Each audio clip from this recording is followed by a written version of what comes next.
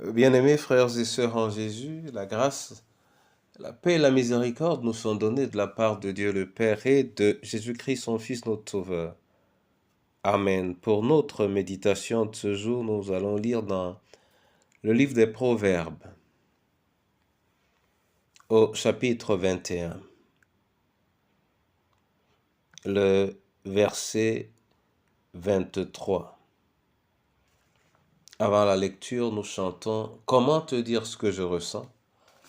C'est le 392 dans Chant de victoire. Comment te dire ce que je ressens?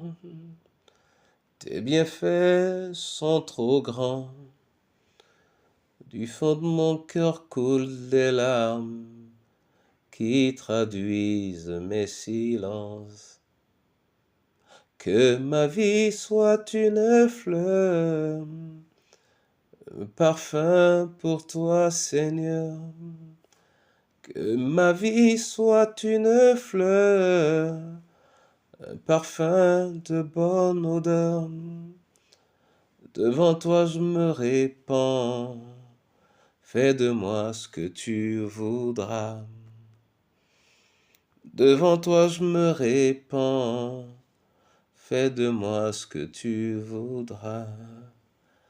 Que ma vie soit une fleur, un parfum pour toi, Seigneur. Que ma vie soit une fleur, un parfum de bonne odeur. Devant toi je me répands, fais de moi ce que tu voudras. Devant toi je me répands, fais de moi ce que tu voudras. Oui Seigneur, au-delà de ce que je pense moi-même de ma vie, fais de moi ce que tu veux. Au contact de ta parole, enrichis-moi de tes grâces, au nom de Jésus-Christ. Amen. Proverbe 21, verset 23, là il est écrit « Celui qui veille sur sa bouche et sur sa langue préserve son âme des angoisses. » Amen.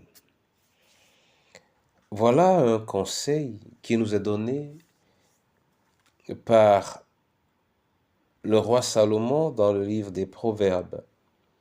Celui qui veille sur sa bouche et sur sa langue préserve son âme des angoisses. Comme pour dire que nos propres paroles deviennent facilement la source de notre angoisse. C'est la raison pour laquelle le roi nous dit qu'il nous faut veiller sur notre bouche et sur notre langue. Alors, comment veiller sur sa bouche et sur sa langue? Qu'est-ce que cela veut dire?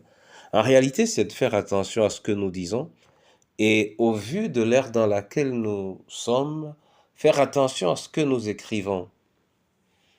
Alors, y faire attention parce qu'une fois qu'une parole est sortie, il est difficile de la ramener. Nous avons donc le devoir d'être prudents, quelles que soient nos responsabilités.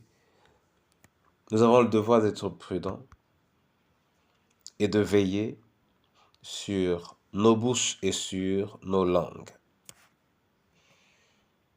Car si nous ne le faisons pas, alors nos paroles deviendront pour nous des sources d'angoisse. Et comme je sais qu'aucun d'entre nous ne veut vivre dans l'angoisse, alors veillons sur nos bouches et sur nos langues. Amen. Seigneur, je veux te dire merci pour ta parole. Je vais me réjouir du conseil que nous en avons tiré aujourd'hui et qui nous demande de veiller sur nos bouches et sur nos langues comme pour nous dire de faire attention à ce que nous disons. Père éternel, accorde-nous effectivement cette faveur, afin que nous sachions quand et où nous devons dire quoi, devant qui je devrais dire quoi. Je vais te prier, Seigneur, pour les veuves et orphelins. Prends soin d'eux et apprends-leur à savoir où parler et à qui parler. Je veux te prier pour nos familles. Manifeste ton soutien et donne-nous l'esprit de sagesse afin que ce que nous disons dans nos familles soit une source de bénédiction pour tous. Je veux te prier pour ton Église. Éternel, resserre-la et soutiens-la en cette période de vagues et d'incertitude. Je te prie en définitive